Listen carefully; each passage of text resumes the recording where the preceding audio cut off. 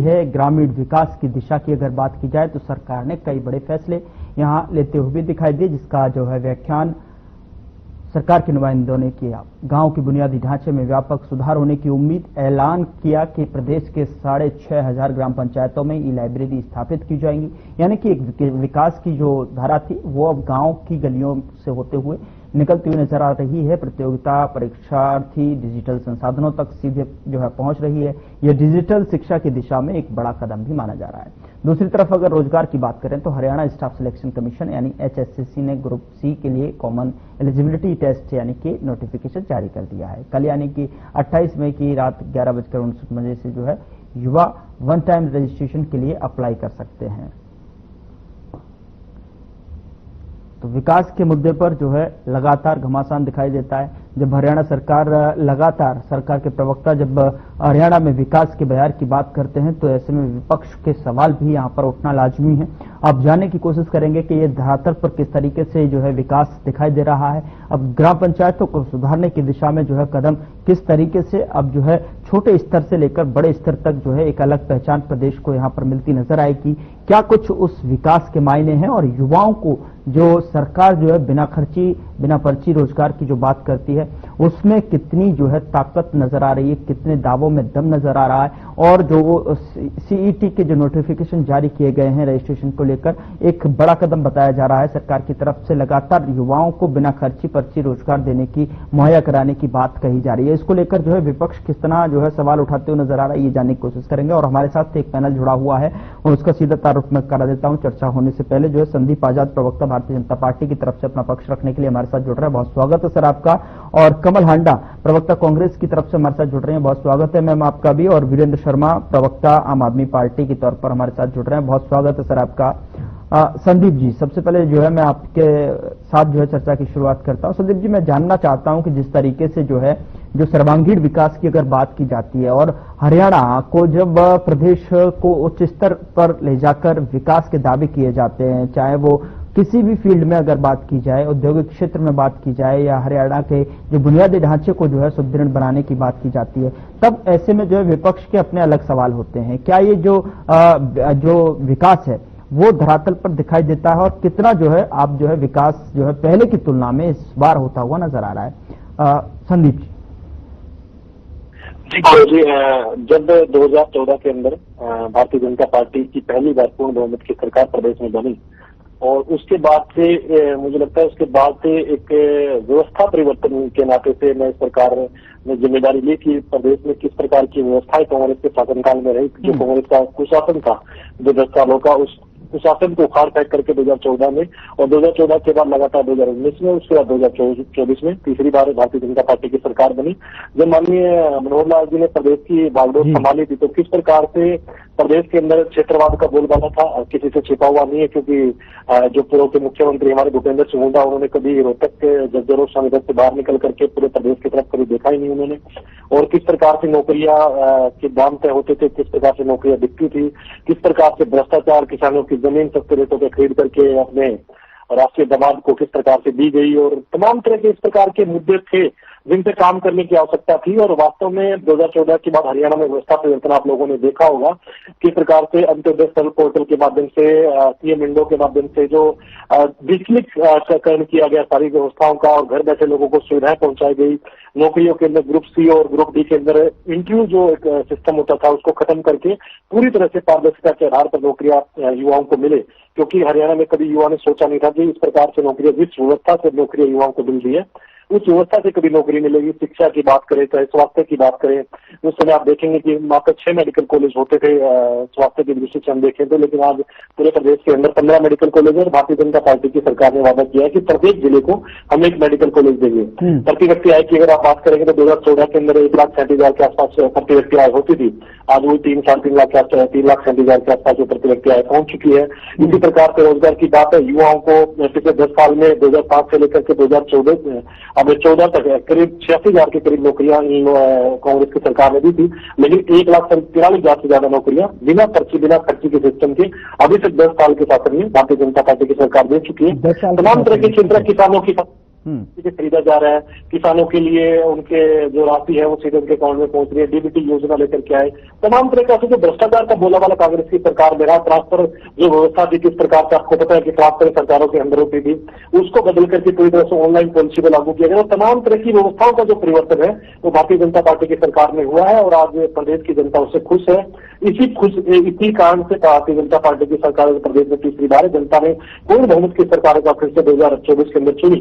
तो ये सारे जो मैंने सीधे कारण गिनाए हैं कि किन कारणों से भारतीय जनता पार्टी की सरकार है, ये सारी व्यवस्था परिवर्तन हमने प्रदेश में की और इसी की वजह से आज भारतीय जनता पार्टी की तीसरी बार प्रदेश में सरकार बनी है।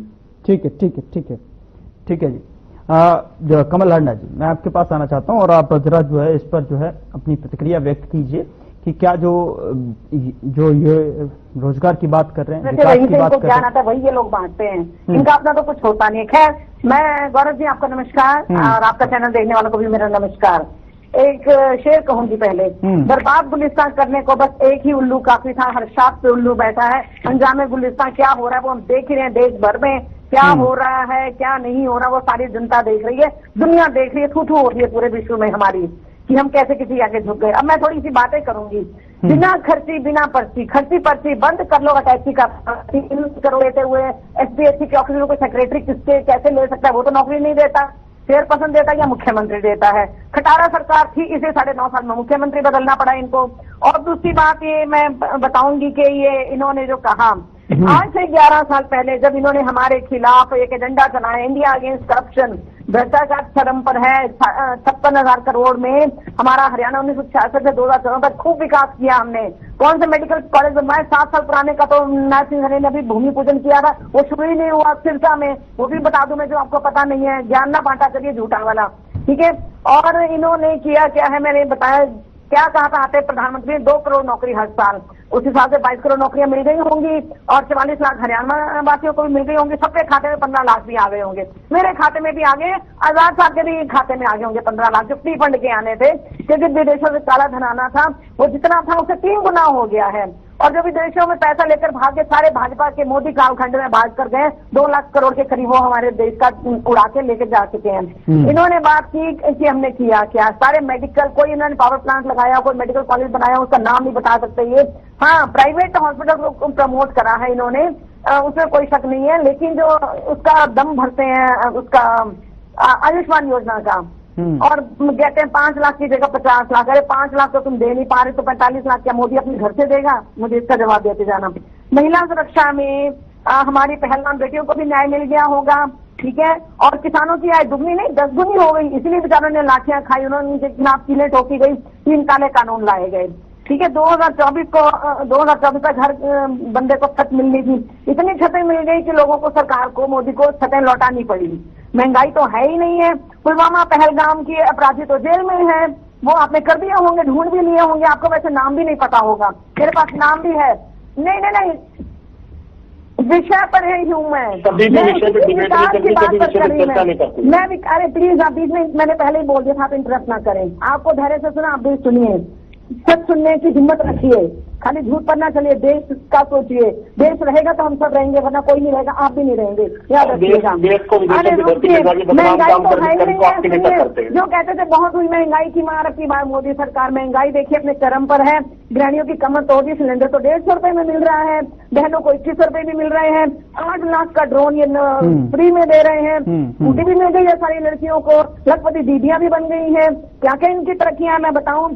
और एक तरक्की और बता दूं मैं, 18 स्कूलों में 12वीं का एक भी बच्चा पास नहीं हुआ, ये इनकी शिक्षा का की व्यवस्था है, जरा चेक करके आया करें, मैंने वही कहा ना, व्हाट्सएप का ज्ञान ना पहला करें चैनल पर बैठकर। और 35% टोटल हरियाणा का जो है रिजल्ट रहा। आप सोचिए शिक्षा हमारी कहाँ जा रही है, स्वास्थ्य का भी बुरा हाल है, कोई उसमें कोई नया हॉस्पिटल इन्होंने नहीं बनाया, कोई पावर प्लांट नहीं बनाया इन्होंने। आपके विधायक सरकार के कामों की तारीफ करते हैं, क्यों करते हैं बताइए ना एक बार, सरकार के कामों की तारीफ करते हैं आपके विधायक। एक आदमी था वो आपका पहले, एक आदमी नहीं था, आपकी सरकार के तमाम लोग तारीफ करते हैं।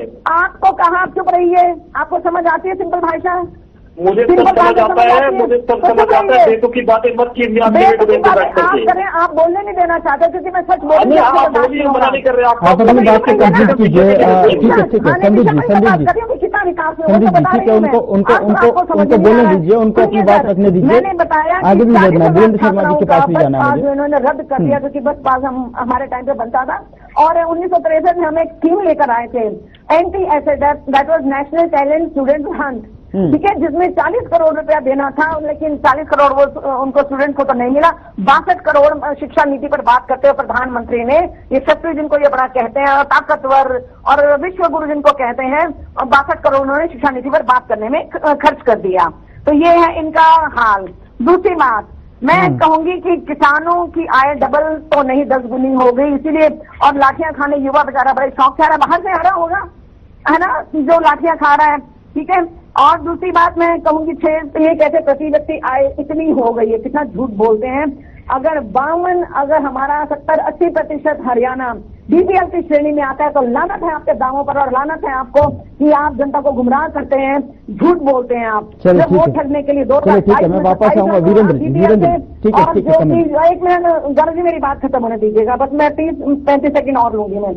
जो 2022 में 27 लाख बीपीएल थे परिवार, वो आकर 2024 फरवरी तक 52 लाख कैसे हो गए? वोट ठगने से लोकसभा के लिए और विधानसभा के लिए। सुनते जाइएगा, 5 किलो अनाज आप देते हैं और उस पर भी दम भरते हैं। 82 करोड़ लोगों को अगर 5 किलो अनाज पर जीवित रहना पड़ा है तो लानत है कि देश चौथी इकोनॉमी है। हम बांग्लादेश से भी पीछे हैं, हम पर कैपिटा इनकम में इनको नॉलेज नहीं है। मैंने कहा ना वर्षों का ज्ञान पेलते हैं। नोटबंदी 143 नंबर पर है ना, सब आए हम पर कैपिटा इनकम में। नोटबंदी ऐतिहासिक था, आतंकियों की वो कमर तोड़ देनी थी उससे, लेकिन आतंकवादी जो अभी है हमारा पहलगाम हुआ, आसमान से टपके मारकर चले गए, पता ही नहीं चला किसी को। जमीन की सुरक्षा व्यवस्था मतलब मजबूत है कि जिसके कहने की हद नहीं है। और एक बात, मेरी बात नहीं खत्म हुई गौरव जी, प्लीज आपकी बात खत्म कीजिए ना मैम, समय का भी ध्यान रखिए। हाँ बस मैं खत्म कर रही हूँ, खत्म कर रही 2-4 सेंटेंस और बोलकर। ये इतने समझदार हैं इनके आका, जिनकी ये चाटुकारिता करते हैं और इनको इनाम मिलते हैं, इनकी प्रमोशन होती है, जिन्होंने 500,000 का नोट बंद कर दिया और 2,000 का चला दिया, और ये कहकर के जी भ्रष्टाचार खत्म होगा। अरे इतनी कॉमन सेंस नहीं कि 2,000 नोट के तो बंडल छोटे बनेंगे, 500,000 के तो बड़े बनने थे। और वैसे भी अपना चलाया हुआ नोट तो वो 7 साल भी नहीं चला सके, वो देश क्या चलाएंगे। राम रहीम को एक चीज और बताना चाहती हूँ, राम रहीम को मैम अब थोड़ा सा आगे बढ़ा लेते हैं, फिर उसके बाद बताते रहिएगा। प्रोग्राम को मैम आगे बढ़ा लेता हूँ, फिर उसके बाद जब मैं आऊंगा फिर बता लीजिएगा, सेकंड तक में बता लीजिएगा, कोई दिक्कत नहीं है। गुंडों को बदमाशों को साथ बिठाते हैं। जी जी इतनी सारी समस्याएं गिनवा दी है, इतनी सारी समस्याएं गिनवा दी है। वही मैं कह रहा हूँ, इतनी सारी समस्याओं का जवाब तो संदीप जी को दोनों दीजिए ना। संदीप जी भी नोट डाउन कर रहे हैं, संदीप जी भी नोट डाउन कर रहे हैं, एक साथ इतनी सारी बता देंगे। अभी तो वीरेंद्र जी को भी बोलना बाकी है। वीरेंद्र जी ठीक है, Virendra ji over to you, क्या कहना चाहेंगे आप? देखिए गौरव जी, आपके चैनल के माध्यम से पूरे हरियाणा प्रदेश की जनता को, तमाम मेरे प्रवक्ता साथियों को और आपको नमन करते हुए अपनी बात शुरुआत करता हूँ। गौरव जी, मैं भारतीय जनता पार्टी के प्रवक्ता को बहुत अच्छी तरह से सुन रहा था, बहुत पेशेंस से मैंने सुना, और मेरे को उम्मीद है कि ये भी मेरे को अच्छी तरह से सुनेंगे। इन्होंने बड़ी बड़ी बातें करी हैं, क्योंकि कोई भी बात इनके धरातल पे साबित नहीं हुई, किसी तरह से धरातल पे उस बात को ये साबित नहीं कर पाए।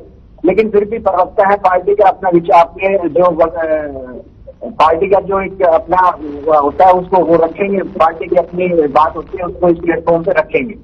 लेकिन मैं ये कहता हूँ कि विकास अच्छी बात है, आपके चैनल के माध्यम से कम हम विकास पे चर्चा करते हैं। किसी भी देश और प्रदेश के विकास के ऊपर किसी चीज को पहचानने की कोशिश करें और हरियाणा प्रदेश की जनता को आपके माध्यम से बताने का प्रयास करें, तो मैं आपको 2-3 चीजें बताना चाहूंगा। सबसे पहले हम बात करेंगे, अगर ये विकास की बात करते हैं तो एक विकास में एक पूरी सीरीज आती है जिसमें मैं बताता हूँ और मेरे साथी सुनेंगे।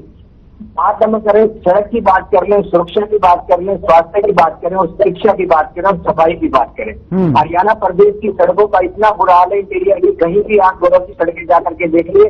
हाईवे को छोड़कर के मैं बात कर रहा हूँ, हरियाणा प्रदेश की सड़कें 2 दिन में बनाते हैं, तीसरे दिन वो सड़कें टूट जाती हैं। क्या इसको मेरे साथी विकास कहते हैं? हरियाणा में किसी भी इंटीरियर में जाकर देखिए सड़कों का कितना बुरा हाल है। सुरक्षा के मामले में आप अखबार, कोई भी अखबार उठा करके देख लीजिए, बड़ी शर्म आती है हमारे को ये कहते हुए कि हम हरियाणा प्रदेश के वासी हैं, जहाँ सरेआम महिलाओं के साथ बदतमीजी की जाती है, जहाँ सरेआम गोलियां चलाई जाती है, गोलियां चला करके वीडियो अपलोड किए जाते हैं। ऐसा आतंक हरियाणा में मैं शायद मेरे उसमें मैं पहली बार देख पा रहा हूँ। और इतना डर का माहौल हरियाणा प्रदेश में बना हुआ, इसका जिम्मेदार कौन है? क्या इसको ये विकास की बात कहते हैं?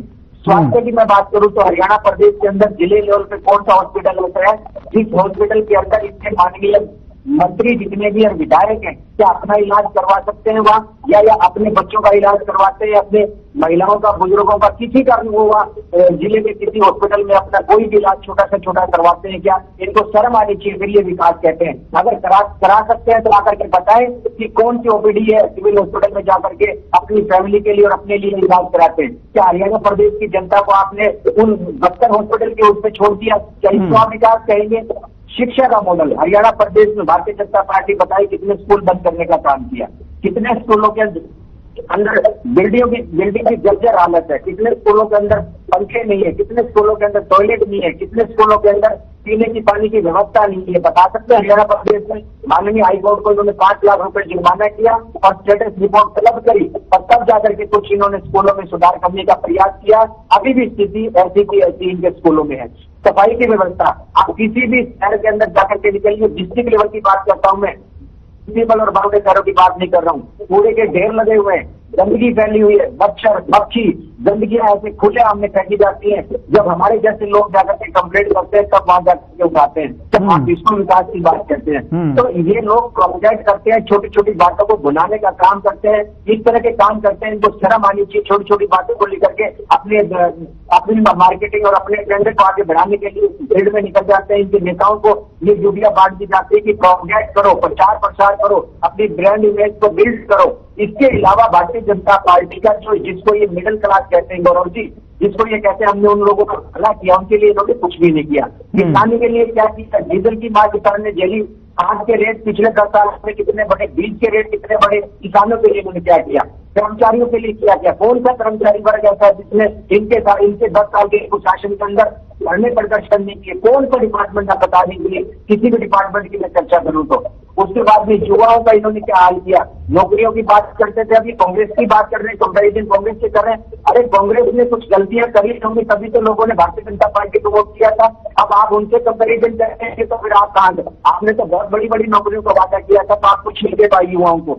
उसके बाद में अगर महिलाओं की बात करें तो घर खर्च के मामले में हरियाणा क्या है? महंगाई में महिलाओं का दिन प्रतिदिन कितना उनको बेचारियों को महंगाई का सामना करता है, उनके किचन का सामान की क्या व्यवस्था है? आप देखिए उनसे जाकर के पूछिए सिलेंडर का आपने क्या रेट कर दिया? आप भी जब सरकार आई थी सिलेंडर के भाव में महिला को मिलता था, आज क्या है? तो इस तरह की अगर बात करें तो आप किसी भी विशेष वर्ग की आप बात कर लीजिए, अगर कोई भी वर्ग इनसे संतुष्ट हो, हाँ इन्होंने जीत लिया, वो कई बार समझाते हैं कि इस तरह से टिकट बने और विपक्ष को पक्ष को मिलाएंगे तो विपक्ष को वोट ज्यादा हुआ, लेकिन किसी वजह से लोग बनते हैं और ये सत्ता में काबिज होने में कामयाब हुए हैं। लेकिन फिर भी जिस तरह की उम्मीद हरियाणा प्रदेश की जनता को इनसे थी और जिस तरह से इनको मैंडेट दिया था, उस मैंडेट के हिसाब से हरियाणा प्रदेश में इन्होंने कोई विकास काम करने का काम नहीं किया। ठीक है, विकास काम करने का काम नहीं किया है। संदीप जी क्या कहेंगे? जैसे कमल हंडा जी ने भी तमाम सारी जो है खामियां गिनाई हैं, कमियां गिनाई हैं, बहुत सारे सवाल खड़े किए हैं। वीरेंद्र जी ने भी विकास के मॉडल को लेकर अगर बात की जाए तो उन्होंने भी सड़क सुरक्षा, सफाई, शिक्षा, स्वास्थ्य और रोजगार के मुद्दे पर जो है उन्होंने अपनी बात रखी है। क्या कहेंगे कि किस तरीके से जो है जो कांग्रेस ने, वीरेंद्र जी कह रहे हैं जो कांग्रेस ने गलतियां करी उसकी खामियाजा कांग्रेस ने भुगता, फिर उसके बाद जो है आपको जो है जो चांस मिला है, जिस तरीके से वीरेंद्र जी कह रहे हैं, तो उन चांस को जो है कहीं न कहीं धरातल पर किस तरीके से उकेर रहे हैं? गौरव जी मैं दोनों प्रवक्ताओं की बात का जवाब दूंगा।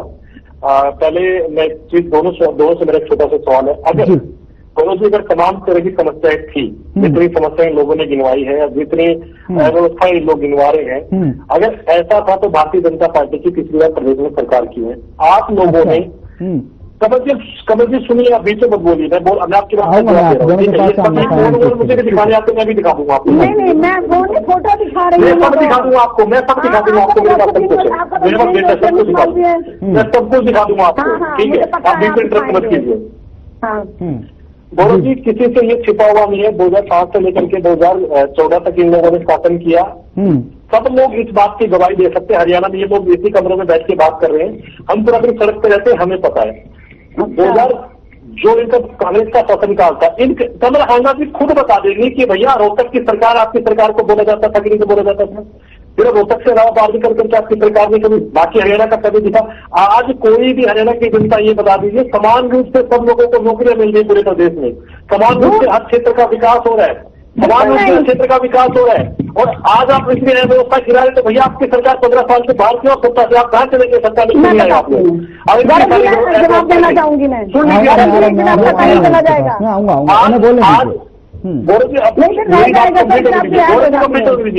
महिलाओं की बात करते हैं, पंचायतों के अंदर 50% का रिजर्वेशन है महिलाओं के लिए। पढ़ी लिखी पंचायतें हैं हमारी। अरे क्या बात कर रहे हैं आप? सब कुछ तुम ही लेके आए थे सरकार में और कुछ लेके नहीं आया। 70 साल शासन किए देश को, क्या दिया आपने? हमें बताया तुम्हारे भी थे, हम बता देंगे आपको। तो चुप रहिए, अभी तो मत बोलिए, आप करोगे आप नीचे मत बोलिए, बात को कंप्लीट होने दीजिए। जल्दी करो, मेरी बारी। इन लोगों के शासनकाल में क्या होता था? सरकारी नौकरियां, आप रोहतक से बिलोंग करते हैं, आप सोनीपत से, आप दर्जन से बिलोंग करके आपको सरकारी नौकरी मिलेगी, अदरवाइज नहीं मिलेगी। आप लोगों के पास नेताओं की, बड़े बड़े नेताओं की सिफारिशें हैं, आपके पास पैसा है, आपकी नौकरी मिलेगी, नहीं तो नहीं मिलेगी। विकास होगा। आज गौरव जी बात कर रहे हैं, सड़कों की बात करें। अरे गौरव जी, आज आप हरियाणा के किसी से किसी कोने में जाकर के देखिए, आप 3 घंटे में पूरा हरियाणा घूम के आ जाएंगे। क्या बात कर रहे हैं? आप सड़कों की बात कर रहे हैं, 3 घंटे में पूरा हरियाणा घूम के आ जाएंगे आप। आपने कभी ऐसी सड़कें अपने जीवन में नहीं देखी होगी जिस सरकार की नेशनल हाईवे, नेशनल हाईवे सरकार के बिल्कुल 3 घंटे में घूम गया। आप किसी कोने से किसी कोने में 3 घंटे में जाएंगे। भाई एक नहीं, बाय रोड जाइए, कभी कभी निकलिए अपने घर से बाहर, कभी घर से बाहर निकलिए, आप कभी अपने घर से बाहर निकलिए हरियाणा के अंदर। आज हरियाणा के अंदर हम तो रोज निकलते हैं, हम तो वो सड़क पे ही होते हैं, हम रोज निकलते हैं। आप कभी निकलिए घर से बाहर, एसी कमरे में बैठ के चिल्लाने से कुछ नहीं होगा। नहीं, आपके भी चिल्लाने से कुछ नहीं होगा, झूठ बोलिए। गौरव जी मेरी बारी। वीरेंद्र जी कह रहे हैं